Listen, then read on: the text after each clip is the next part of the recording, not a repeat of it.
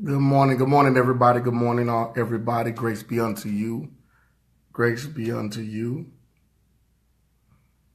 Grace be unto you. Grace be unto you all. I know brothers and sisters are coming in, and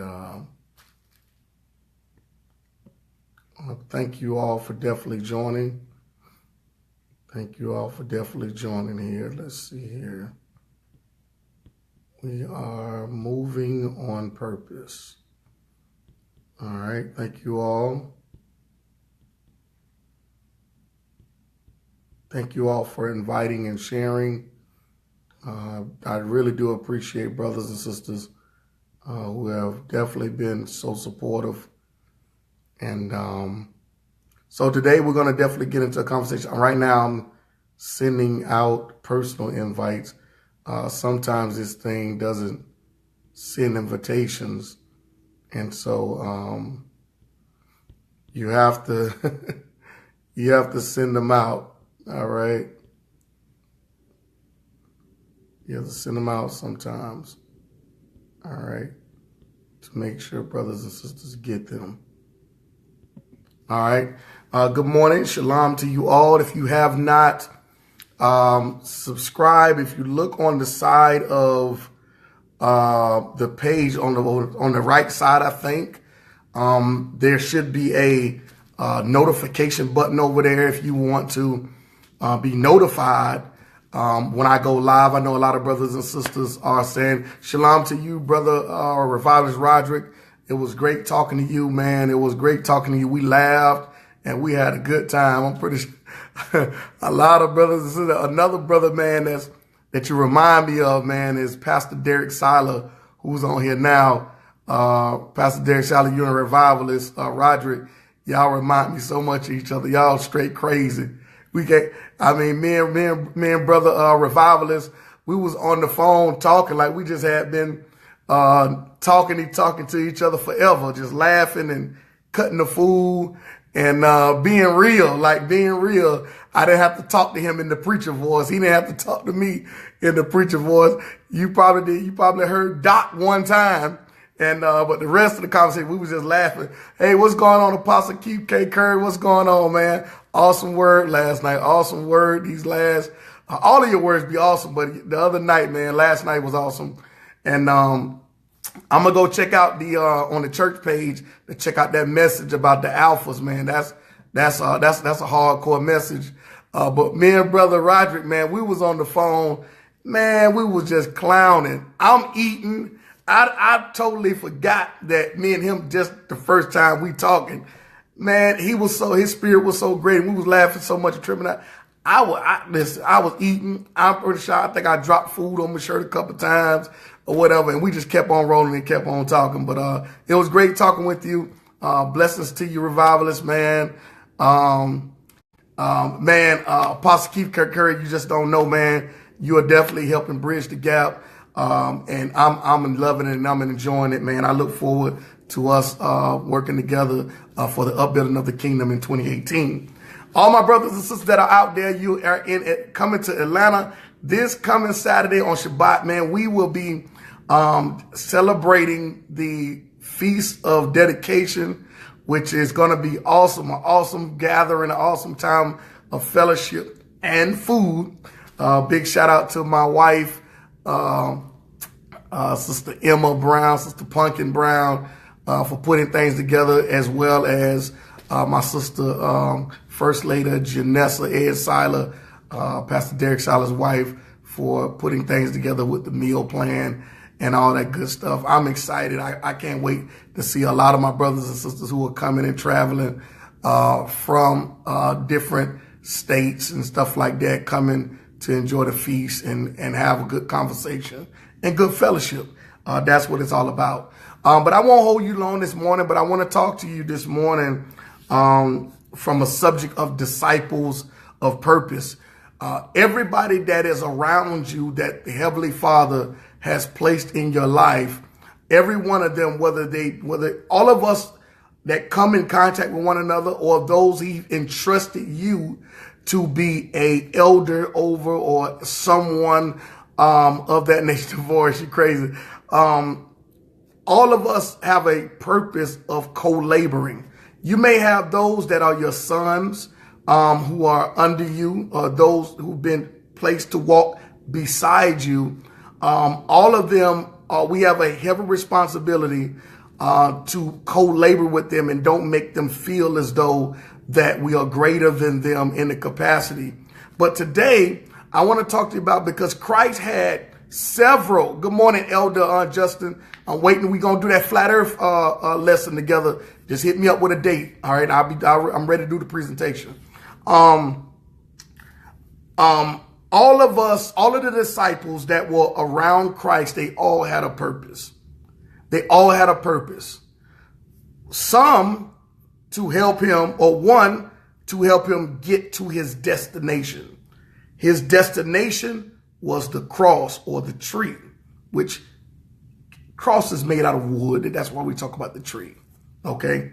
Help him get to his destination. That was his destiny, to redeem us back to the Father. Others were placed in his life for him to draw out of him, them, in which was in them, but needed to be cultivated. That's like many of us have gifts and callings in us, but yet there's always somebody that the Lord knows to allow you to come in contact with, to pull that which is in you out of you, to make sure that you reach your destination, your calling, the purpose in which you were sent in the earth to do. All of us have a purpose. Hasatan has a purpose. Hasatan does not do what he wants to do, but he's fulfilling a purpose as well. The angels, or messengers, they have a purpose. Everybody that's within this realm, whether they be out of time or in time, has a purpose. Turn with me in your Bibles into the Word of God. We want to go to Matthew chapter number 26. Matthew chapter number 26, and I want to look at some things here. Okay, I want to look at the different brothers that are around him, and look at the purpose. Look at the purpose. Every disciple, or everyone, has a purpose. Good morning, Brother LK. Shalom to you as well. All of them have a purpose. Matthew chapter 26, starting at verse number 1. All right, stay with me here. I'm not going to expound on, because this chapter is kind of pretty long. So I'm not going to expound upon everything, but this is going to be a blessing in your hearing. Okay, so let's get to it here. We're going to start at verse number 1. And it came to pass, when Jesus had finished all these sayings, he said unto his disciples, all right, listen, one thing about Christ and the wisdom that he possessed, he didn't teach everything to his disciples around everybody. Come on, this thing already starting off. The Spirit is already moving. Listen, sometimes Christ would wait and allow the crowd to die down, or wait and allow the crowd to leave, or get them away. Because some things that are teachable moments isn't for the crowd. And when you look at Christ in his ministry and how he functioned, he very rarely would teach his disciples around everybody. He wants to get something to them that is going to help them so they don't be distracted. Listen here.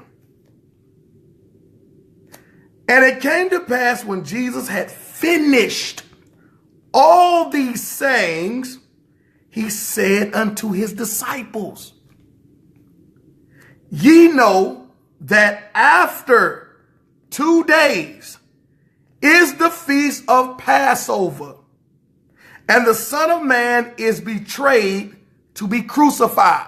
He didn't tell that around everybody. Ooh, y'all, listen here. Look here. Christ did not tell, okay? Christ did not tell everybody. He didn't talk to everybody about him being crucified. It says specifically right here in verse number 2, ye know, not the crowd, not everybody. Ye know, not all of y'all, not the crowd, not everybody. Ye know, you disciples. After I said all that, after I talked to the crowd and I said all this stuff to the crowd, now let me pull you to the side to talk to you about something that is going to be beneficial to you, because this type of conversation is not for everybody. Because everybody, there are people that have agendas. There are people who have agendas. And Christ always recognized agendas.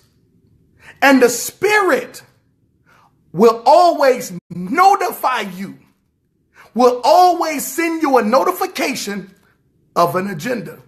And sometimes when the agenda is notified unto you, the Spirit will say, don't talk about certain things around that person. Oh, man, come on, man. I hope y'all hearing this. I hope y'all hearing this. Don't be talking everything around this particular. There are people on Facebook that you have no business even discussing or having conversations with, because the Spirit have already notified you of their agendas. Some people you don't even have to respond to. Some people, the Lord say, move on. Move on. Don't even talk to them about nothing, because they have an agenda, or they're not going to even see it or hear it or understand what you're saying.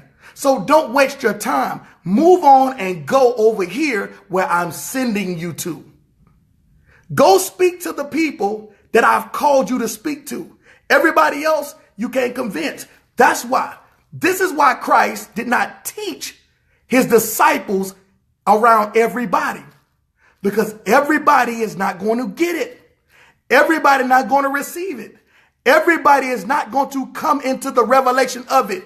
And when they have presuppositions, you can't, listen, the Spirit of the Most High can't give you a revelation when you have presuppositions. Presuppositions are revelation killers. This is why everybody can't come into the knowledge of understanding of the truth. It's because they have already had presuppositions, or they automatically assume that everybody is like everybody else. And brothers and sisters, it's not. It's a difference in the Spirit. Let's move on here. Verse number 2. Ye know that after 2 days, you know, disciples, that after 2 days is the feast of Passover. Why? Why is he talking to them about that? It's because it was a part of their custom. Christ kept feast days, not holidays. Oh, man, y'all. I know some people going to get mad with me. I know some people going to get mad with me. I know I'm going to lose a couple of friends, but your friendship is not important to me than your salvation. Your salvation is more important to me than your friendship. So if you don't like me, that's cool, just as long as you accept salvation. That's all I care about. I'm not here to be buddies. I'm not here to be friends. If we become friends in this walk, I embrace it and I appreciate it. And I thank God for you. But if we never even talk and you hear the word, the only time we talk is on the live, God be the glory as long as you've accepted salvation. That's all I care about. That's all I care about. Let's keep rolling here. Look at what he says. He says, verse number 3, then assembled together the chief priests and the scribes and the elders of the people unto the palace of the high priest, who was called Caiaphas. So look here. Everybody going to meet at the big bishop house.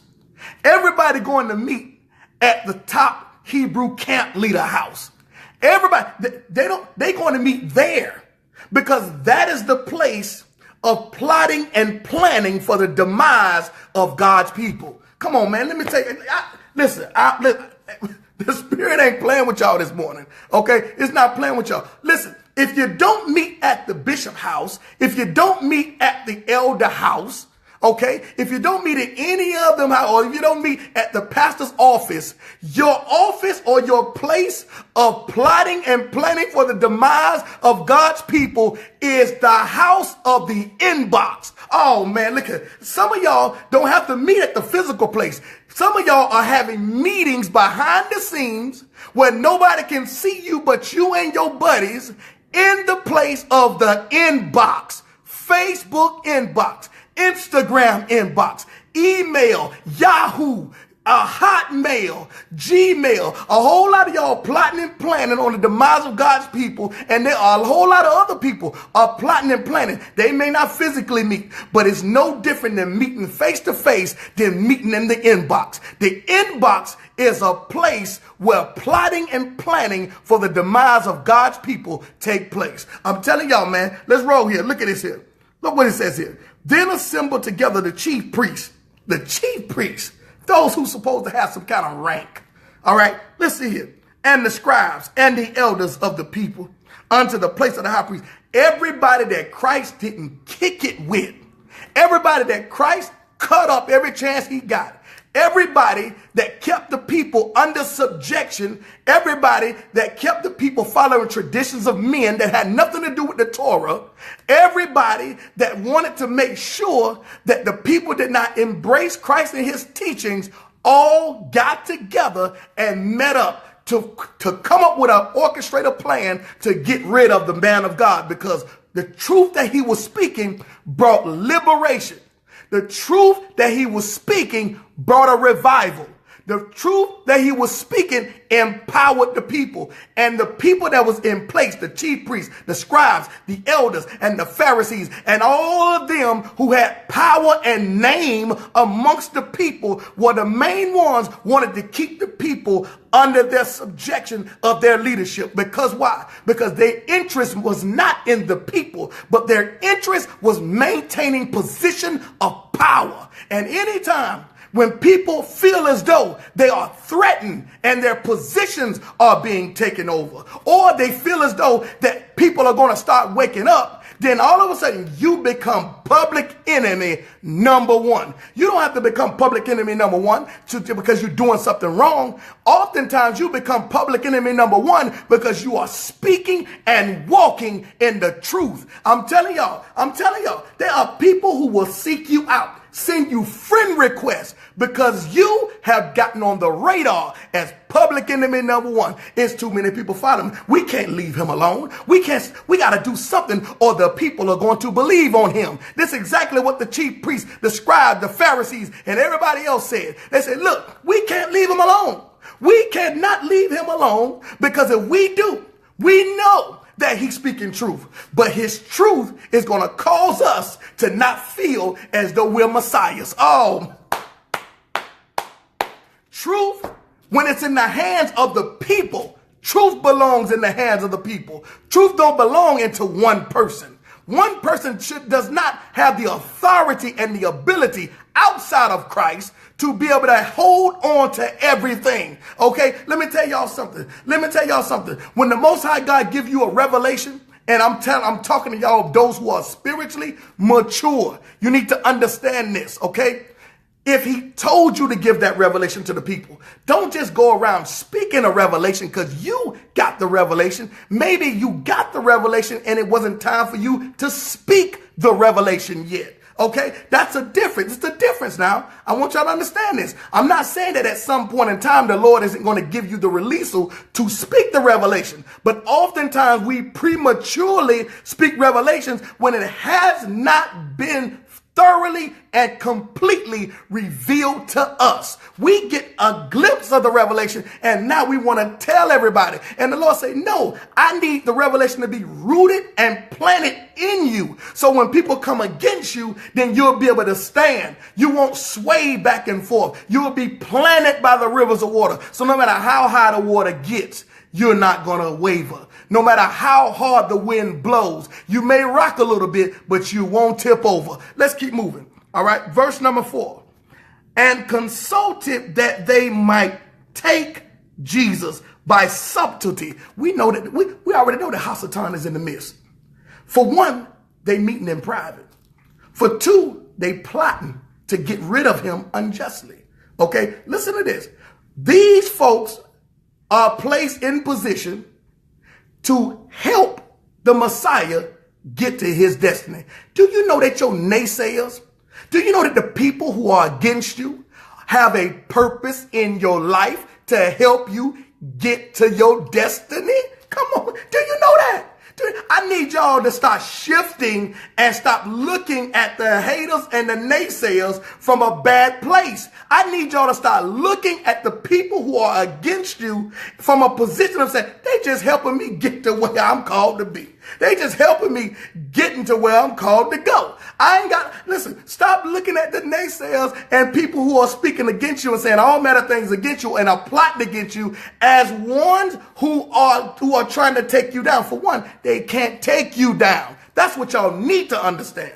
What y'all need to understand is that people who don't agree with you or people who slander you or people who say anything against you, they don't know what they're on assignment. God have them on assignment to help you get to where you're going. And not only that, is that some people, God intentionally allows them to come against you at the early stage of your destination, at the early stage of your destiny, before you arrive to the place he has for you and your final destination. But the beginning of your takeoff, the Lord will have people put people in place to come against you solely for the purpose of preparing you. So when you get to your destination, oh, this was light work. That was light work. I dealt with that back in 95. You know, I dealt with that 10 years ago. I dealt with that 20 years ago. This right here is a light thing. In fact, this is nothing. It's no different than what I dealt with 15 years ago. The only difference is, is that it's come through a different person in a different way. But the DNA is the same. Oh man, I've been prepared for this. I recognize that way a couple years ago. So sometimes embrace the people. I tell you to embrace people all the time that may come against you or say anything against you. Let's move here. Verse number 5. It says here, verse number 4, they consulted that they might take Jesus by subtlety and kill him. Guess what? We already know who was subtle in the garden. We already know who was subtle in the garden. So we know that this is Hasatan, okay? In one form, he was Hasatan, the serpent. In this form, I told you, same DNA, same subtlety, just a different person. Just a different shell or a different vehicle. You may have dealt with somebody that was a white person that came at you sideways 15 years ago. Now it's a black person 15 years later. The same situation, the same slander, the same whatever they doing, whatever they put in place to do, the same exact person, okay? The same exact DNA, just a different person. This time one was white in 15, 20 years ago. This time they black. But guess what? Before you got to your destiny 15 years later, the Most High God prepared you to deal with what's coming in your destiny 15 years earlier. See, you was in the wilderness 15 years earlier. So that was your trial period. That's where you was able to get yourself together, develop, train, equip 15 years prior, where everybody couldn't see you. Now when you get to your destiny, everybody can see you, but you deal with the situation differently because you've been there before. Come on, man. Let's roll here, y'all. Let's roll. Verse number 5. Matthew chapter number 26, verse number 5. All right, shalom to many of you who just not joining. And consulted, verse number 5. But they said, not on the feast day, lest there be an uproar among the people. Why? Why? It's interesting that they waited. They didn't want it to be an uproar because everybody did not reject the Messiah. See, a lot of our theology and our understanding about certain things have been traditionally passed down. Oftentimes when you talk to people, people say, well, the reason why the Gentile door was open to them was because the Jews or Israelites rejected Christ. But that's not so. It was the leadership that rejected him according to the prophecies. There were many people, and if you read John chapter number 3, it will tell you, all right, and John chapter 1 will tell you that there were many who believed on Christ. And the Pharisees, the chief priests, and the scribes knew it. That's why they wanted to wait so it wouldn't be an uproar. You know why? Because just like you have scribes, Pharisees, and haters and people in your life that's trying to take you down, the Most High God will put people in your life who will fight for you. You don't have to worry about fighting for yourself. The Most High will have people. See, he'll have people around you. All right. And people in your corner to fight on your behalf, because man relates with man. But it's the spirit that's working through the people that will fight on your behalf. Just like there's a contrary spirit working through the people to try to take you down. So the Pharisees say, look, no. All right. We've been our purpose is to try to take him down. Our purpose is to try to discredit him. But little do they know, their purpose is to help him get to his destiny. But in the meantime, before you get to your destiny, the Most High God will have people in your life helping keep your name with character. They will have people in your life because people respect other people. And one thing about that we know, your name is very important. And people, I tell people all the time, listen, you need to make sure that you keep your name clean. Okay. Make sure that people know you, not just as a good teacher. Don't let people know you as a great scholar, but people need to know you by having great character. This is the thing. Y'all got to understand this. Y'all have to understand this. You have to have great character for people to even listen to you. If people expect or suspect or view your character as being faultful or of having faults or faulty, people are not going to listen to you. People listen to people who have character. Good character opens up the door for great conversation. Oh man, listen to this. Y'all need to catch this. Listen to this. Good character opens the door for great conversation. The reason why people, this is why pastors who are Hebrew teaching pastors and Christian teaching pastors, reason why a lot of them will reach out to you. And for me, for example, I'll use myself for an example. The reason why a lot of people are reaching out and asking me and consulting me about things, whether it's dealing with people who are coming against the Bible or dealing with people who carry the Bible, is because I've displayed a sense of great character. And I made sure that because I understand how people operate. That's the first thing. People are not going to listen to you if you don't have great character. And if you don't have great character, people are not going to trust your words. Okay, let's keep rolling here. Verse number 6. Now when Jesus was in Bethany, in the house of Simon the leper, there came unto him a woman having an alabaster box of very precious ointment, and poured it on his head as he sat at meat. But when his disciples saw it, they had indignation, saying, to what purpose is this waste? Listen to this. Listen to this. How long these brothers have been walking with Christ? And they still tripping. They still tripping. Not only were the disciples placed in the life of the Messiah to help get the gifts out of them. They know how to fish for fish, but they didn't know how to fish for men. So the gift of fishing was there. It just had to be cultivated to learn how to fish for men. But not only that, they still had some things in them that God had to get out of them. Many of us, it's not even our gifts. It's not our talented. It's not our talents. It's not our gifts or our talents that's stopping us. A lot of things that's stopping us are things that has nothing to do with our gifts and our talents. A lot of things that's stopping us is the things that is contrary to God. A lot of things that's stopping us is because we don't have the compassion.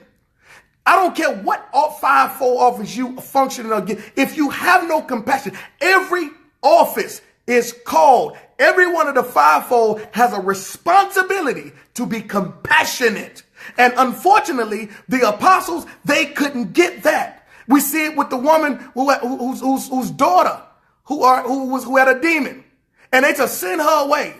They didn't want nobody to. Listen to y'all. Listen to this. I want y'all to catch. Listen to this. Some of y'all. Let me use inclusive language. Here. Some of us are stingy with salvation. Some of us are stingy. You think that because now you got salvation and that now you've accepted Christ, you want to keep him all to yourself. And you know what? You show that because you won't even tell nobody about him.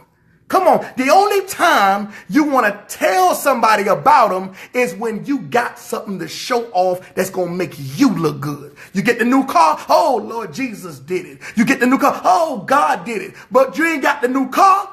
And you've been in the job for the job that you want. You've been there 20 years, 15 years. You don't even open your mouth about how good God is. You don't even turn around and you don't even invite them or present salvation to them. But when you got something good, when you met that man, when you met that woman and you finally done got married, the man that you've been seeking, the man of your dreams, the wife of your dreams. Oh man, look at, you want to tell everybody. As soon as your son get a scholarship in football, you want to tell everybody. Because why? Because it ain't about how good your son look, it's about how good you look. And unfortunately, the disciples had the same problem. This is the reason why they were disciples, continuous learners before they became apostles, because it had to be something that was in them. God not trying to take nothing from you in that sense. He's trying to replace the ungodly things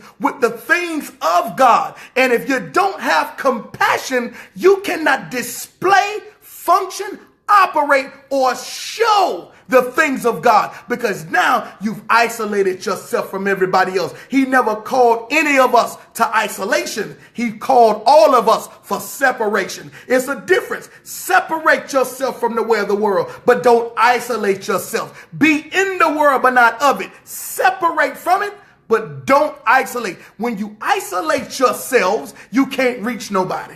And unfortunately, brothers and sisters have found themselves thinking, I'm righteous and holy. You're not. Listen, let me tell you something. Y'all, we got to stop this mess. We have to stop this mess. We are causing more damage and destruction to the kingdom than we are helping it with our self-righteous self, our stingy self. We are stingy and self-righteous. All right. We have become stingy and self-righteous. The same way the apostles are doing. Hey, get away from him. Get away from this our Jesus. Get away from him. Get away from him. All this kind of stuff, as though they've arrived. As though because you got time to kick it with him, you hanging out with him every day, you think that you something special. Let me tell y'all, a whole lot of y'all need to stop this. Y'all think y'all so special until you hit rock bottom. And then when you hit rock bottom, you want everybody to pray for you. You want everybody to speak a word into your life. But what about the times when things were going good? And what about the times when things were going bad in their life? Did you ever speak good in their life? Did you ever offer salvation to them? Did you ever introduce them to the Christ? Or you introduce them to your pastor? Or you introduce them to the things that you got to show off and tell them, hey, if you want Christ, If you want the things that I got, then you accept him. No, that's not how it works. We are to accept the Messiah regardless of what he does for us. Come on, man. I ain't got time for this. Let's keep rolling. Y'all need, if we was somewhere in a facility somewhere, I would tell y'all to sit down. I would tell y'all to sit down and be quiet. Let's move here. Look at it. Verse number 6. Now, when Jesus was in Bethany in the house of the leper, Simon the leper, there came unto him a woman having an alabaster box, a precious ointment poured out on his head as he sat at meat. But when his disciples saw it, they had indignation, saying, to what purpose is this waste? Listen, let me tell y'all something.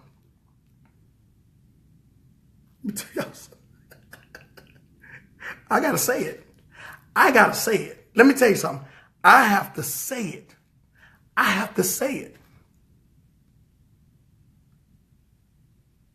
A lot of y'all brothers, let me tell you, I'm going to say this and I'm going to tell y'all the truth. A lot of y'all brothers are jealous of the women of God who have a worship and a praise more than you.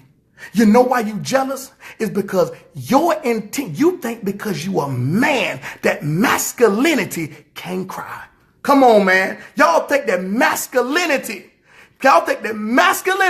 can't worship. And this is why when it's time to worship, y'all don't do it. This is why when it's time to pray, y'all don't do it. This is the reason why when it's time to cry out to God, y'all don't do it. This is the reason why when it's time to lift up holy hand, righteous hand, and give our God the worship that he deserves, y'all don't do it. And y'all hating on the sisters for doing it. Then y'all want to tell her to sit down somewhere. Y'all want to tell her, sit down somewhere. No, brothers. That don't work like that. It don't work like that. Y'all are upset and y'all are jealous at these women of God who don't care about worship, who don't care about who sees them because y'all trying to hold up a reputation. Listen, the Lord don't care about your reputation. He don't care that you're a man and all this stuff. God wants worship. He wants worship. He wants worship. At the end of the day, he wants worship. Let every creature that has breath praise the name of our God. And at the end of the day, brothers, y'all got to get it together. These sisters, let me tell y'all something. These sisters, they don't want to be in the forefront. Let me tell y'all something. Listen, these sisters don't want to lead. These sisters don't want to be in the forefront. Half of these sisters don't even want to preach.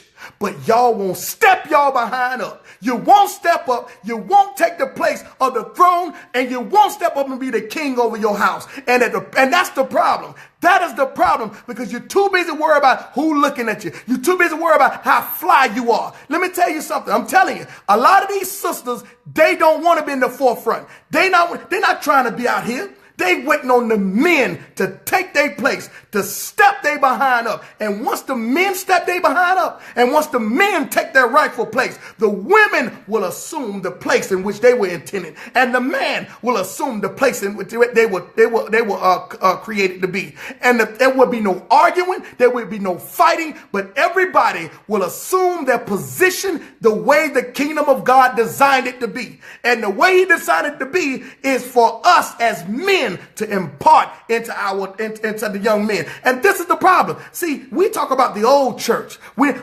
old church. Oh, that's old.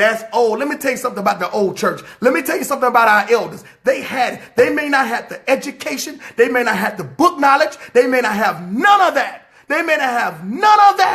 But they knew how to pray. That old deacon, you can say what you want to say. That old deacon who took that chair and put it in the middle of the floor, he might have prayed the same prayer every Sunday, but he prayed it with the intentions, with the utmost respect to the Heavenly Father. And he prayed with an open heart. He was sincere about his prayer. That old preacher, he may not have he may not have no hermeneutics. He may not know how to precept. He may not know how to do any of that. He may not know anything about didactics. He may not know anything about a Septuagint. He may not know anything about Masoretic text or any of that. But when he taught those scriptures, he understood, he had a reverence and respect for the pulpit. And the thing is, the children was raised the right way. You didn't see children growing up when I was a young boy. You didn't see children walking across the pulpit. That was a sacred place. You didn't see people just coming to church in a kind of way, dressed like they want to dress, like they going to the club. You know why? Because if somebody came in there for the first time and they was dressed like that, you had that sister that was sitting over there that we called a deaconess. She kept about 20 towels and 20 doggone sheets with her. And the first thing that she did, she came with the respect and the reverence to God. She didn't do it disrespectful. She had respect, and it was in a loving way. But she took that sheet and she laid it across that woman. And that woman embraced it, and she had respect for it. And the next time she came into church, she was dressed properly. She didn't have to pull her to the side. She didn't have to call her out. She didn't have to backbite her or make her feel any type of way of disrespect. But yet she showed a love and a reverence for God, and it moved upon the hearts of that woman, and she was changed. I'm telling y'all talk about this old church and all this old stuff. No, man, hold on. We need to pump the brakes. Y'all right? Y'all are soft. Y'all are passive. That's why you can't tell the men from the women. You can't tell the women from the men. It's all go in the church. Everybody doing what they want to do. It don't make no sense what's going on. And you can't tell me God is pleased. And the more you see unrighteousness, the more you preach about grace instead of telling them what thus saith the Lord. And this is the problem. This is why our children are out of control. This is why everything is going on right now, because it's a big problem. And if we don't fix it, if we don't get ourselves together, it's going to be a whole lot of people going to bust Hades wide open. Let's keep rolling here, y'all. Let's roll. Verse number 8. And his disciples saw it. They had indignation, saying, what purpose is this waste? For this ointment might have been sold for much. Listen here. They worry about how much the ointment could get sold for. Whew. This woman don't care nothing about how much the ointment is. All she came to do was worship. And y'all worry about the money. Come on, man. People are, oh Lord have mercy. People are coming. People are trying to come to God because they want to worship him. They catching all kind of hell in their life. And all y'all doing is finding more of a way to preach and teach about money. Come on, man. I'm telling you, y'all need to stop this mess. I'm telling you, but God is not pleased with this foolishness. And I'm not going to sit back and sit around while y'all keep doing it. I'm going to declare what thus saith the Lord. These apostles, these disciples, they sitting around here worried about how much. They ain't recognize her worship. They recognize how much money they can get. Come on, man. Listen, and then gonna try to talk about we could have gave that to the poor. No, it wasn't about the poor. It was about how much money that ointment can be sold for. It should have been about, look at this woman of God, worship the Father. They've already gotten the understanding of revelation that this is the Christ, the Son of the living God, but yet they ain't worried about that. They worry about how much money that they can get for some ointment. Come on, man. Listen to him, man. Let's roll. Look what it says here. He says, verse number 9, for this ointment might have been sold for much. They cared about the money. She came with the intent and the purpose of worship, and they were about $1. You can't even go worship no more. Ain't nobody, listen, don't nobody want to worship. You're showing more attention to money. Let me tell you something. What God revealed to me a long time ago. He said, if you preach the truth and you preach what I tell you to do, and you take your agendas out of it, you ain't got to hold people hostage for no money. And we wonder what's the problem. People wonder why the problem. You got preachers locking the doors, telling the people they can't leave. Or you got preachers sitting there telling them, I'm not going to preach a word until we meet a quota. Man, what? What? Come on now. This don't make no sense. If you preach the truth and the whole book and not half the book, maybe the spirit will be on the people to the point where you got to tell them to stop giving. Come on, man. Come on. We see this in the scriptures. When the spirit is on the people going to give to the point where you got to tell them to stop giving. But you can't give enough. You upset and you can't figure out why. You wonder why people are leaving the building. Come on, man. People know the gig is up. The gig is up. The gig is up. Y'all hear me? The gig is up. It ain't no more about popularity. Souls is on the line now. He done gave you y'all opportunity. He done gave y'all Hebrews and y'all Christians an opportunity to do the right thing. Now, he about to start shifting. He done started shifting, and he's starting to close the ears of the people to your voice. He's starting to close their ears, man. I'm telling you. I'm telling y'all. I've been telling y'all this for a while. I'm telling you, he's shutting the ears of folks, man. I'm telling you, he's shutting the ears because he's not going to allow you to cause his people to be led astray. Souls is on the line. Souls is on the line. People are leaving this book. People are leaving this book all because they thought the leaders would be bringing the truth. People are leaving, man. I'm telling y'all. And the concern that I have is not so much about the building, but the concern that I have is people are leaving the Bible and they're leaving the God of the Bible, following other things, And the Lord will not allow Hasatan or anybody to cause his children to be led astray. He won't do it. He'll shut this thing down. Folks will start dropping dead. All right. Every week you keep playing. People will drop dead before he allowed this foolishness. Okay. This don't make no sense. It's time to shape up or ship out, man. Get down or lay down. It's his way or no way. It's his way or no way. Let's keep reading. Verse number 10. When Jesus understood it, he said unto them, listen to what he says. He says unto them, why trouble ye the woman? Why you telling her to go sit down? Listen, y'all arguing about how does Christ view women teaching. And y'all don't even understand how much he loves women. Y'all don't even know how to love a woman. So, of course, you wouldn't know how much he loved women. And let me tell you something, and I'm not talking sexually. If you want to know, first, let's not have the conversation about the debate about women teaching. Let's first get an understanding of how does God view women? Do he view them the way y'all view them as an incubator? Do ye view them the way y'all view them as one level of being a slave?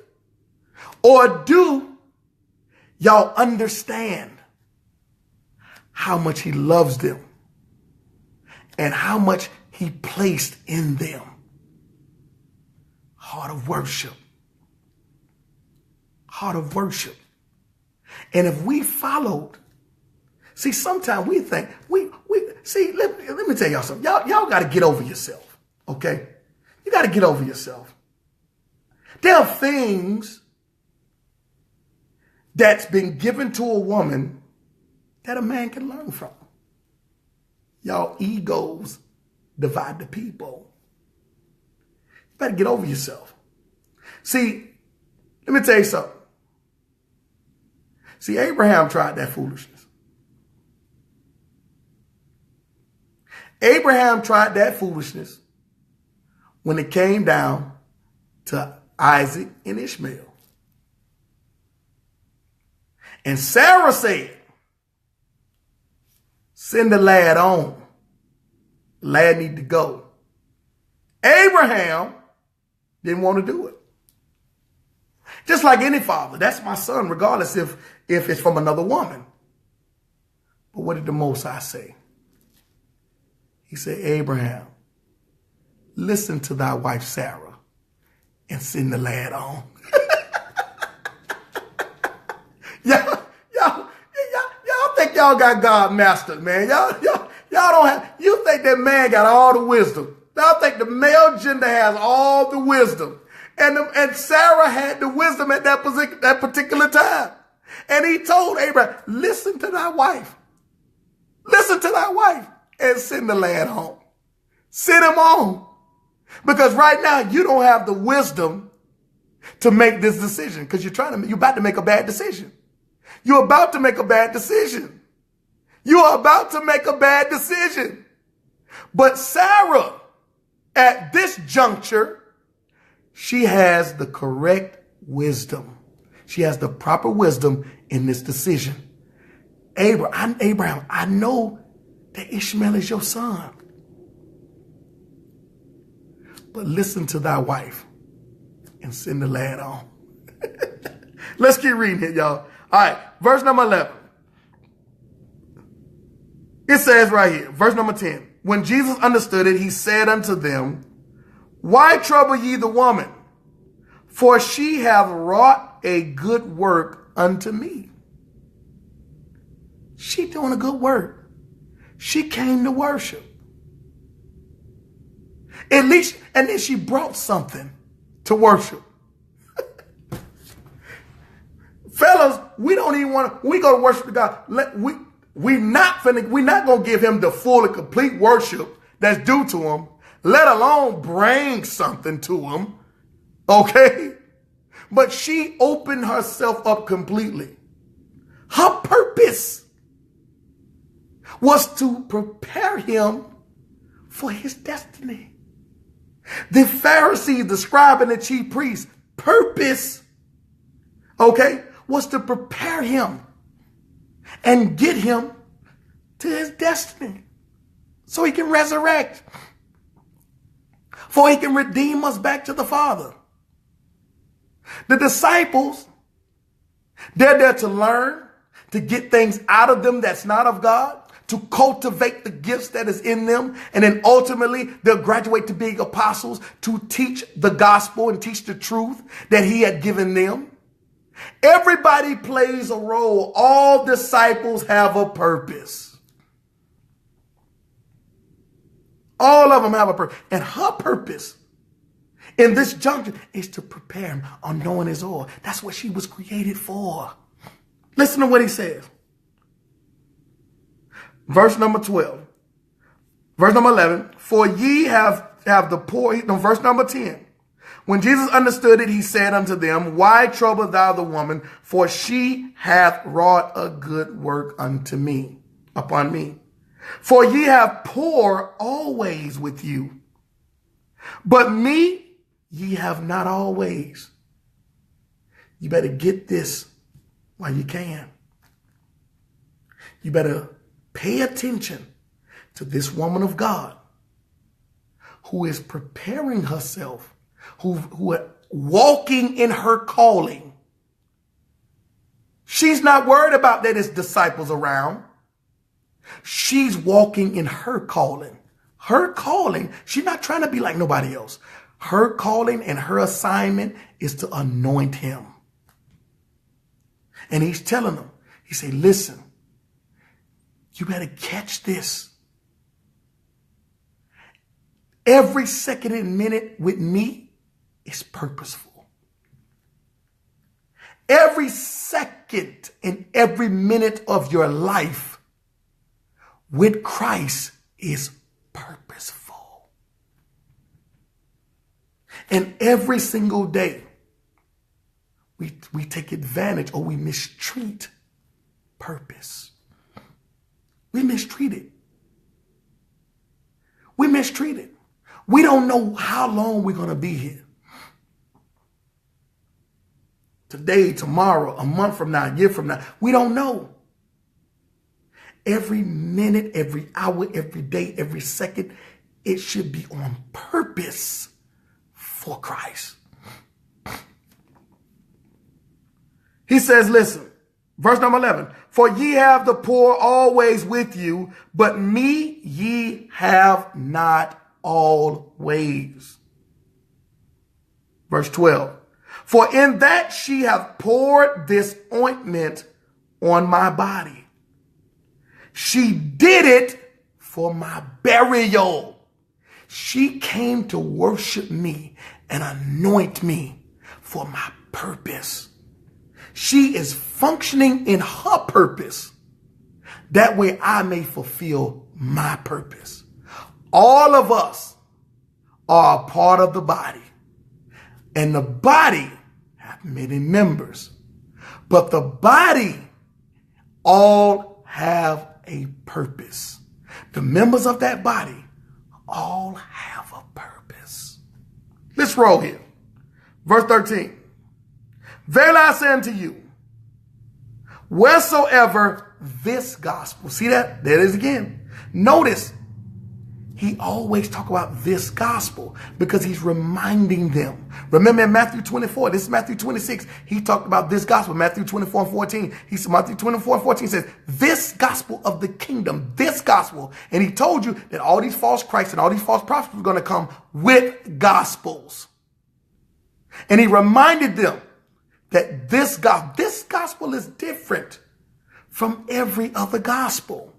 There's going to be several gospels on the scene until Christ returns.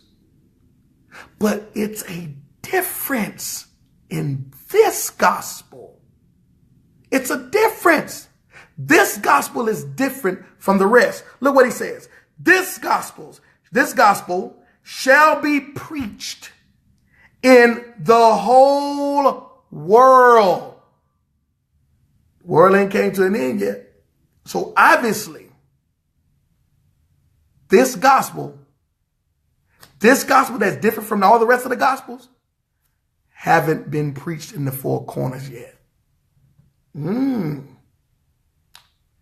We got TBN, we got Word Network, we got people flying all over the world teaching the gospel, supposedly. But it ain't came to an end yet. Why? Not only has the son of perdition not been revealed, but this gospel, which is different, the gospel of repentance, the gospel of remissions of sin, and the gospel of salvation in the name of Jesus Christ, Yahushua HaMashiach. This gospel must be preached. And unfortunately, brothers and sisters, I'm not seeing anybody talking about sin lately. I'm not hearing anybody talking about repent lately. Not many. There are some, but not many. It's not amongst the populace. So we have to look carefully. We have to examine this thing thoroughly. Let's read. Let's see. This gospel must be preached throughout all the world. There shall also this woman have done, but told for a memorial of her. This is going to be a remembrance. This should be talked about how she was on purpose, in purpose, for a purpose. This is going to be her legacy. That she didn't care about nothing else but being and fulfilling her purpose. Roll here. Verse 14. Then one of the 12, called Judas Iscariot, went unto the chief priest. Now we just read where the chief priests, they've been getting together. They meeting at the big dog house. Okay? They meeting in the inbox. They meeting all on email and everywhere else about we got to take these cats down. We can't allow these cats to be out here teaching. We can't allow this Messiah to be out here teaching, this Christ to be out here teaching this truth that's going to liberate the minds and the spirits of the people. We got to do something. We got to infiltrate. We need a plan. We got to get close enough to him. Because every time we try to catch him in the trap with the law, he always come back with us and cut us with the law. Every time we try to use the traditions of our forefathers against him, he turn around, he cut the traditions. Every time we try to make him condemn somebody, he show more compassion. Every time we try to get him to teach a hate message, he teach more love. Every time we try to get him to teach against the law, he teach the law. Come on, man. We can't catch him. We done tried to use our disciples. We done tried to use our scholars. We done threw the Sadducees at him. We done threw the Pharisees at him, and he cut everybody. He cut them off. We can't do nothing. We got to do something else. We got to come up with another plan. This plan that we got ain't work. It's not working. So now we got to meet up. But there's one person in the camp that's there for a purpose, on purpose, and in purpose. Somebody got to betray him in order for the scriptures to be fulfilled. Somebody got to be a devil. There's good and there's bad. Somebody got to be good and somebody got to be bad. This won't work unless somebody is on the bad side. And oftentimes, there are people around you who are on the bad side. And their purpose in your life is to prepare you for where you're going. You need a Judas. You need somebody that's close to you to help develop you and prepare you for where you're going. See, the Most High is wise. He's wise. He is the most intellectual being that we know. He gives you trial and error in the wilderness when you're small. So that way when you get big, when you go to that level he's going to take you, you'll know how to handle it. You won't be easily offended. You won't be upset. And your spiritual eyes and the Holy Spirit will remind you of the things of the past to help you stay in position. To help you stay in position. It's nothing worse than getting out of position because of somebody talking. Understand that people are in your life for a purpose. Let's see here. Verse 15. And said unto them, what will ye give me? There it is about the money again. The love of money is the root. Not money, but the love of money is the root. The love of money leads to sin. That's it. I mean, there's so many categories we can put in. The love of money is sin. The love of money is the root to all sin. You got people, that's why you got all these cover-ups. You got cover-ups, people lying. You got all these different translations of the Bible. You got all this stuff going on. You got all these denominations. You got all this stuff about money. It's all leads to money. It all leads to money and it all leads to sin. All right? Look at the guns. With the RNA, they don't want to deal with the gun problem because it's about money. They don't want regulations. They making money. Politics. They don't want nobody to come in there be the president as an independent because all the money is being made by the Democrats and the Republicans. The same bird, two different wings. It's all about the money. I mean, we can go on and on. All you want. The Vatican is all about the money. All about the money. I can just run out a list of folks all about the money. The judge, the prosecutor, and the lawyer, it's all about the money. You got enough money, you can find a way to get off. It's all about money. The love of it. The love of money will have you betraying folks. People spend their life savings and their life earnings. Okay? Spend their life earnings running after the lottery because it's all about money. It's all about money. I'm telling you, this is the main problem. Wars. All these wars are going on. It's because it's all about money. And the bank, look, Wall Street, the housing market, all this about money. These people don't care nothing about you. Your job that you work on don't care about you. It's all about money. That's when you know that, you know how to deal with the situation. Okay? You know how to deal with the situation. Let's roll. Verse 15. And he said unto them, what will ye give me? And I will deliver him unto you. And they covenanted, all right, with him for 30 pieces of silver. And from that time he sought opportunity to betray him. Listen to that. Soon they told him how much he can get. Man, it's people, man. It's people. We just seen the situation that's happened to Malcolm Jenkins, the safety from the Philadelphia Eagles. Okay? The safety from the Philadelphia Eagles. The safety for the Philadelphia Eagles. For $100 million, he supposedly done turned on all his brothers that's within the Players Association to get them to stop protesting. For $100 million.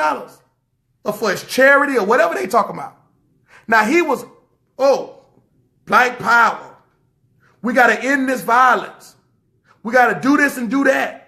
Oh, it's all about this. We don't care about the NFL. The NFL don't care about us. It's all about these killings going on in the street. Oh, we got to protect the police brutality. Soon they say, look, man, we'll give you $100 million. Just please get the other brothers to stop protesting. It's causing us money. Our viewership down, sponsorship, the people that talk about they're not going to, we losing money. Guess what he do? He said, okay, yeah, okay. He started calling and contacting them. Hey, man, look, man, would y'all stop? The main one talking about Black Power outside of Kaepernick. Now he talking about for the money. Now he talking about, hey, man, you know what? Hey, man, you know, the NFL said they gonna work it out. You know, they willing to give us $100 million, man. For the money. For the money. For the money, man. Let's roll. It says here in verse number 16, and from that time he saw the opportunity to betray him. This is Judas' purpose. He's a disciple of purpose. Now the first day of the Feast of Unleavened Bread, the disciples came unto Jesus, saying unto him, where wilt thou that we prepare for thee to eat the Passover? They keeping the feast days, man. I don't know why people, I don't want to get into the conversation about feast days and stuff like that, because all people gonna do is run to Paul, and then I got to deal with the Paul situation and show you exactly what Paul talking about in Colossians 2:16 and all this other stuff. But we clearly see that the Messiah and the disciples keeping the feast days. And then after Christ ascended, the apostles were still keeping the feast day. Even Paul was keeping the feast day. So I don't know why we even have a conversation about stuff that's in the Bible that's showing you that they was doing it, man. Okay, let's roll here. Look what he said. So the disciples came to Christ. They say, because it was a part of the custom. For the first day of the Feast of Unleavened Bread, the disciples came unto Jesus, saying unto him, where wilt thou that we prepare for thee to eat at Passover? So they want to, okay, where we're going to keep Passover, Christ? We're trying to find out. We got to find a place where we're going to keep the Passover. Verse number 18. And he said, listen what he said. He didn't say, oh, you know what? I'm the resurrection. You know what? I'm the Lord of the Sabbath. You know what? I came and y'all ain't got to keep no feast days now. He ain't say none of that. Listen what he says. He says right here. He says, and go, verse number 18.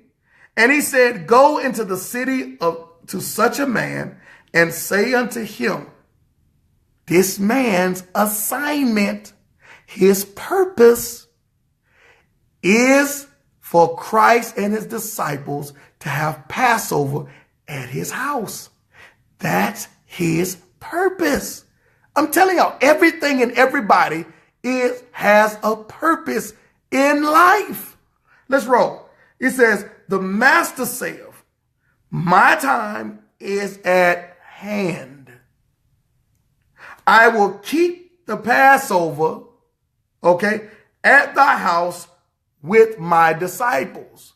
Let's roll. Verse number 19. And the disciples said unto Jesus, had appointed them, and the disciples did as Jesus had appointed them, and they made ready the Passover. Now when the evening was come, he sat down with the 12. And as they did eat, he said, verily I say unto you, that one of you shall betray me. One of you, your purpose is to betray me. That's your purpose. That is your purpose. All right, I'm back, y'all. All right. I'm back. We back. All right, we back. Thank everybody for joining. We are definitely back with awesome lesson. Everybody good? Can y'all hear me? Can y'all see me? I hope everybody's good. Everybody back. We back on the broadcast. Want to make sure that everybody back. All right, okay. All right, we good. Now let's go back here. If you just not tuning in, you definitely want to go back to the beginning and hear this message. I'm telling you, this message will definitely bless you. All right, this lesson will definitely bless you. Let's roll here. All right, verse number 6. Where we at here? Okay, verse number 21 of Matthew chapter number 26, verse number 21. And as they did eat, he said, verily I say unto you that one of you will betray me. And they were exceedingly sorrowful, and began every one of them to say unto him, Lord, is it I? And he answered and said, he that dippeth his hand with me in the dish, the same shall betray me. Listen to this. It's not what you say that's going to condemn you. It's your actions that's going to condemn you and expose you. This is why faith without works is dead. You can't just say, I believe, and don't live it. Listen to what he's saying here. Everybody asking him, is it I? They declaring it with their mouths. Is it I, Lord? Is it I? Is it me? And he says, listen, the one who has the contrary actions, or the one who dips with me, is the one who's going to betray. I need y'all to start watching people's actions. I need y'all to stop getting caught up. This is what the Lord is trying to display to us. I need you to stop getting caught up in the things that people say out of their mouths. Stop clicking up with people because their conversation is good. He said, I need you to click up and connect with people who have actions on display. If their actions not good, their word ain't worth a crap. Okay? If their actions don't display it, it doesn't matter what they say. Some of you need to reevaluate your friends by their actions. Ooh, woo. Some of y'all need to reevaluate who you call friends, buddies, hangout partners, prayer partners, Facebook friends. Some of y'all need to really thoroughly examine who you clicked up with. You need to examine it. And while you have time, you need to make decisions based off how they are moving. If they ain't moving right, I'm telling you, I tell you, my block game's strong. I don't care. I block folks, so I will block folks and won't think about it. I'll block folks and put them in the back of my subconscious. They'll still be there later on if they get on the right side with the Lord and start walking right. But until then, look, you are blocked. Some people, I just can't stand the foolishness that they post. I will unfollow you so I don't have to see what you posting. Because I'm telling you, some people y'all might need to just unfollow.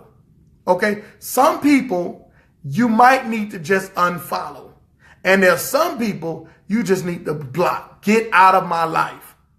Point blank period. You are serving no purpose for the kingdom, and you are serving no purpose for me and my purpose.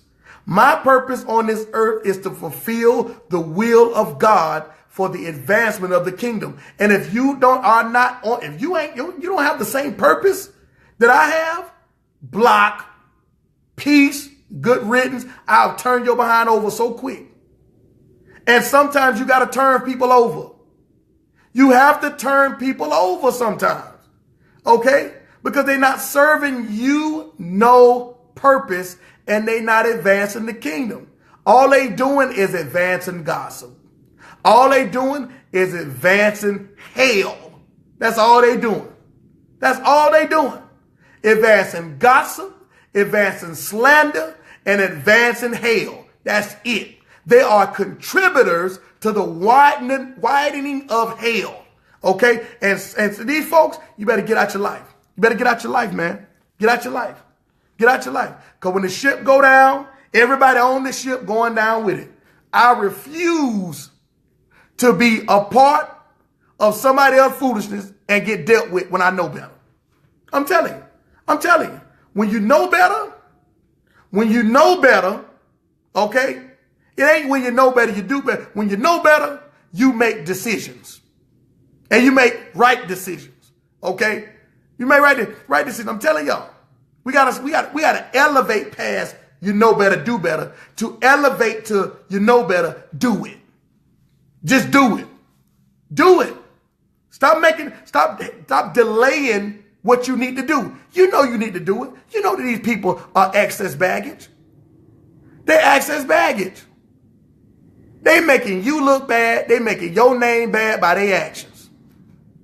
Serving no purpose. And if you need something, and if somebody do something happen to you in your life, God forbid, they ain't finna help you. I'm telling you, they're not finna give you a dime. They're not even gonna pray for you. They're not even praying for you. At least they can pray for you. These folks won't even say a prayer for you. I'm telling y'all. I'm telling you, man. I'm telling you. Let's roll here. Verse 23. And he answered and said, he that dippeth his hand with me in the dish, the same shall betray me. The one who was rocking with you. The main one, all about the money, is the one that's going to betray you. The main one, all about trying to make their name great, is the one that's going to betray you. Because money in this world makes your name great. Money can put you in circles with big dogs, with your name being great amongst man. But your name is trash in the kingdom. Ooh, I'm telling you, I would rather have a great name in the kingdom and a trash name amongst men than to have a great name amongst men and a trash name amongst in the kingdom. It ain't gonna work because favor is worth more than money. And the only way you're gonna get that favor is from the Father. That's it. He the only one gonna open them doors. He the only one gonna allow you to walk through the door. Can't no man open no door for you unless the Spirit get on him too. That's it. We got to start recognizing that it's God who opens these doors, not man. Let's roll. Verse number 24. The Son of Man goeth as it is written of him. The Son of Man does what is written. Meaning he's not going to do contrary to that. He's not going to do his own thing. I don't know why we can't understand that Christ told us all the time, I don't do what I want to do. I don't say what I want to say. This stuff has been already written by my Father. It's already been declared from my Father, and I cannot deviate from that. Listen to what he says. The Son of Man goeth as it is written of him. All the decisions and all the things that I make is based off the word of my Father. I'm not making no decisions off my partner. I'm not making no decisions about the CEO in the company because he right here. Maybe if I cut a couple people's throats that I can get in a high position. No. Advancement.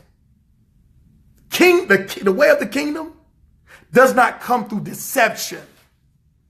You're not going to advance in the name of God through deception. He ain't going to do it. He ain't going to open the door for you like that. Now, Hasatan, then that's a different story. We talking about the Father. Let's see. The Son of Man doeth as it is written of him, but woe unto the man by whom the Son of Man is betrayed. It had been good for that man had he not been born. All these folks running around here, Kevin Wesley's and all these other folks talking about I'm an ex-pastor and the Bible is a lie and the Bible ain't made up and all this. Christ broke the Sabbath. When you start teaching stuff like Christ transgressed the law and all this kind of stuff, you are working in a form of betrayal. You are betraying him. Or when you see something that you know is wrong and you don't say nothing about it, you can deny Christ by keeping your mouth closed. Many people think that I deny Christ. I didn't say I deny him. Well, by not saying anything is almost like denying him. You see, you know this is wrong, and you refuse to say it's wrong. You refuse to say it's wrong. You know things are wrong. You see it, and you refuse to open your mouth. That is a part of betrayal. That is a part of denying Christ. Let's roll. Verse 25. Then Judas, which betrayed him, answered and said, Master, is it I? He said unto him, Thou hast said. You're going to condemn yourself by your own words. That's why you got to let people talk. You have to stop talking so much and let people talk, because people will hang themselves. People will hang themselves. You can't recognize the deception because you're too busy talking. You can't recognize a Judas around you because you're too busy talking.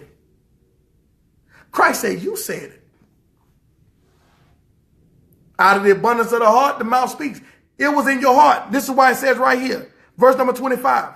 Then Judas, which betrayed him, not who is going to. Judas already had betrayed him. Now he's about to fulfill the scriptures. Say, you said, you're going to hang your own self. Verse 26. And as they were eating, Jesus took bread and blessed it. I know it's a Judas around me. That's not going to stop me from fulfilling my purpose. That's not going to stop me from continuing on. When you know people around you who talk about you, that should not cause you to shift in any way and get off course. People going to talk about you. They're going to say all kinds of things about you. Don't allow the voices of men to cause you to shift off course. You stay the course. He told you right here.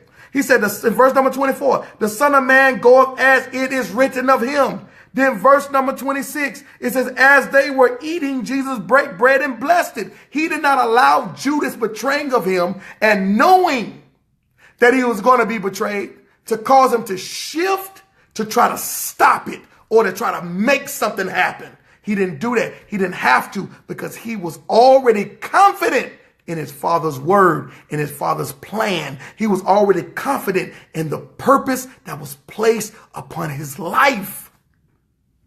He was confident about his purpose. The question is, are we confident in our purpose? Are we confident in our purpose? This is what he said. Look what he says. He blessed it, verse 26, and brake it and gave it to the disciples and said, take, eat, this is my body. Now check this out. Did he mistreat Judas? Did he tell Judas, you're going to betray me, get out of here? No, he didn't. He blessed it. He broke the bread. And he still gave Judas some. Now I need you to check yourself. How many people have you thrown away when you know that they serve a purpose in your life?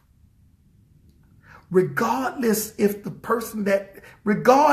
how they mistreat you, There are people, now I'm not saying, now you'll know spiritually, you'll know when a person is in your life for a purpose. I'm not talking about these jokers who you know that they're not, you know that you need to get rid of these folks. But Christ knew, because he chose them. He said, did I not choose you?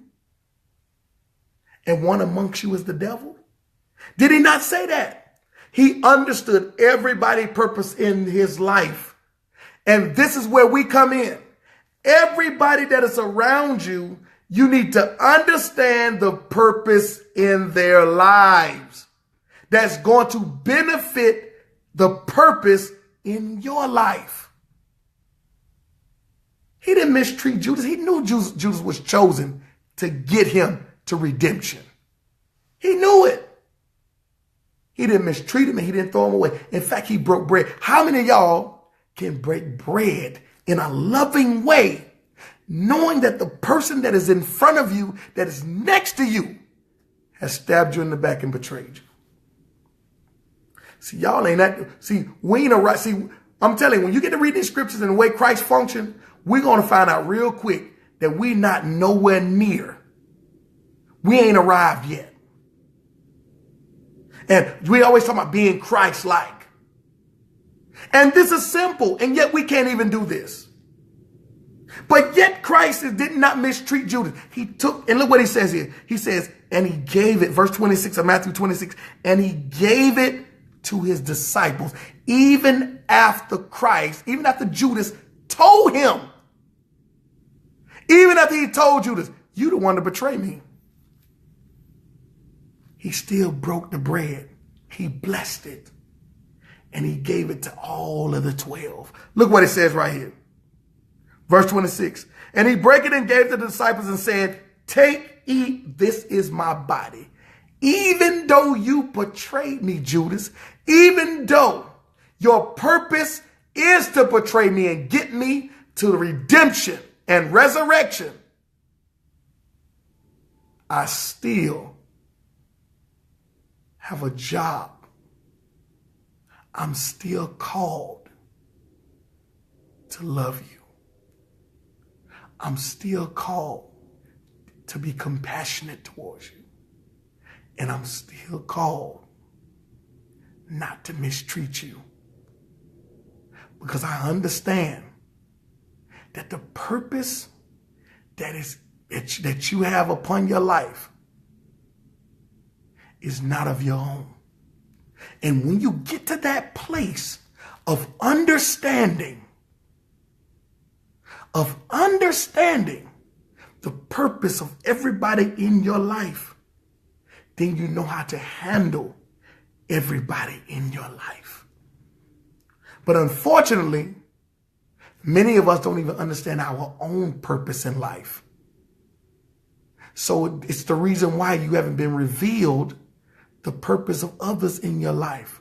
There are some people who may fall, keep tripping, who may keep doing stuff over and over. And the Lord say, no, it's not time yet.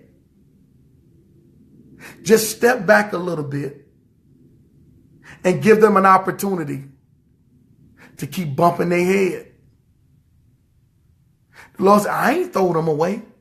So you don't have the ability, you don't have the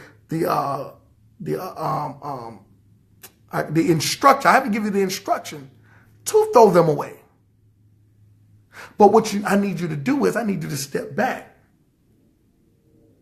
And I'm gonna give them I'm gonna feed the rope. And when it's time, after they done bumped their head enough and they tired, then I'll go ahead on there, tie themselves out. It's just like fishing for a fish. When you catch that fish is wild. He's running all around. I mean, jumping all over the place. I mean, going crazy. Sometimes you got to fight with that fish for 2 hours until the fish tire out. And then you begin to reel the fish in. And now the fish is subjected to the catch because he's fought himself out. People are the same way. The Lord will place a hook of truth in their mouth, but they fighting until they tire out. And then the Lord reel them in for their purpose. Now they ain't fighting because they done bumped their head too many times. Let's roll. All right. Verse number 27 of Matthew 26. And he took the cup and gave thanks and gave it to them, saying, drink ye all of it, for this is my body of the New Testament, which is shed for many for the remissions of sins. But I say unto you, I will not drink henceforth of this fruit of the vine until that day when I drink it new with you in my Father's kingdom. Let's catch this. Watch this. Verse number 30. And when they had sung a hymn, they went out into the Mount of Olives. Then said Jesus unto them, all ye shall be offended because of me this night. This is the night that my purpose will manifest. And from this point on, what I'm about to do in redemption and resurrection, all men will be offended because it's Hasatan that is driving the offense of men. You notice when you say God, nobody's offended because we've made God neutral. We've neutralized it. We made it neutral. But when you start saying Christ is the only way, everybody gets offended. The Buddhists say God. The Hindus say God. Everybody, the Muslims say God. Jehovah's Witnesses say God. The Mormons say God. Everybody say God. But everybody is not saying Jesus. Everybody not saying Yahweh Shah. Because he's the Hamashiach and everybody gets mad and offended. He's not the only way. Everybody get offended because of what he did. Because of the redemption and because of the resurrection. And because now all roads lead through Christ. You can't get to the Father if you don't go through the Son. And everybody want to go around the Son trying to get to the Father. And you can't do it. And that's why men shall be offended because of it. That's why men shall be offended because of it. Verse 31. Then saith Jesus unto them, all ye shall be offended because of me this night. All ye, he says, all ye shall be offended because of me this night. For it is written, I will smite the shepherd, and the sheep of the flock will be scattered abroad. See, listen to this. This is not talking about just the disciples. Christ said, my sheep know my voice. All who embrace him and receive him Messiah becomes a sheep. But not only that, in this particular understanding, you have to remember that even Israel is still scattered in the four corners of the earth. Goes right back to James 1:1. Goes right back to James 1:1. Says, read this. And the sheep of the flock shall be scattered abroad. But after I am risen again, I will go before you into Galilee. Peter answered and said unto him, though all men shall be offended because of thee, yet I will never be offended. Jesus said unto him, verily I say unto thee, that this night before the cock crow, thou shalt deny me thrice. Peter said unto him, though I shall die with thee, yet I will not deny thee. Likewise also said all the disciples. Then cometh Jesus with them unto a place called Gethsemane, and said unto the disciples, sit here while I go pray yonder. Listen to this. We have to be careful with declaring and saying things that's not in our hearts. Oftentimes our emotions can confuse us with spirit. If you aren't mature to know the difference, you'll think that it's spirit that is speaking when it's your emotions, it's your flesh. Oftentimes people will make statements, I'll die for the Lord and this and that.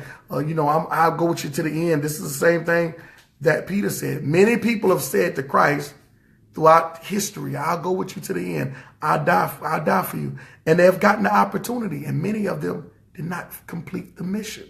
Many of them did not fulfill what was said upon their lips because it never entered into their hearts. We have to be very careful with certain things that we say. It's just like doing a wedding. You go down the aisle and you speak those vows in that wedding. Those vows and you saying it, this is not games. It's going to be put to the test. It's going to be put to the test. For better or for worse. To death do us part, sickness and health. All that you declaring, it's going to be put to the test. And if you're driven by money, generally the test comes with your finances. And if you say that you're going to be with this person in the sight of God, when they ain't got no money, it's going to be showing proof time. It's going to be tested. You have to be very careful with some of the things that we say that we'll do for the Lord, because it might be tested. It might be put to the test. And Christ told Peter, you ain't going to do it. Even though you got the revelation of who I was before any of the other disciples, and my Father gave you the revelation, this thing that you saying now, it ain't in your heart. You don't know the pressure. You saying it now because you ain't experienced what's coming. Woo, woo. See, we can say things when we ain't experienced it yet. And we think we confident in that. Peter had not experienced persecution. He hadn't experienced what he was going to experience yet. But that was the beginning. He said, listen, everybody ain't offended yet. But it's coming a time when everybody going to be offended. And you talking about you going to die for me? You going to go with me to the end? You ain't going to make it before it even happens. Your test of what you saying is going to start now. He said, look, he said, verily I say unto you that this night, you said it out your mouth, this night, not down the road, you're going to be tested. You're going to be tested. Peter, you ain't going to make it. Not only are you going to deny me once, but you're going to deny me 3 times. But I got to show you that's what's in you ain't there yet. I'm trying to prepare you. And when the time came, we saw in Galatians, we saw through Acts, that Peter was always shown that he was scared. From that day forth, the very words that Peter said, he got tried on every time. He got tried every time. You got to be careful of the things that you say.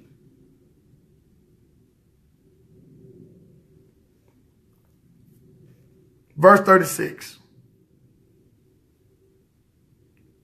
Then cometh Jesus with them unto a place called Gethsemane, and saith unto the disciples, sit here while I go and pray yonder.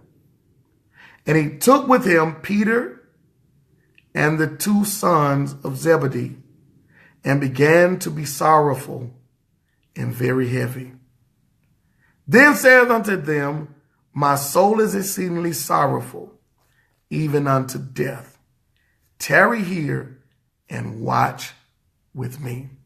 I'm going to stop right there, brothers and sisters. I thank all of you for joining. This lesson was such a blessing.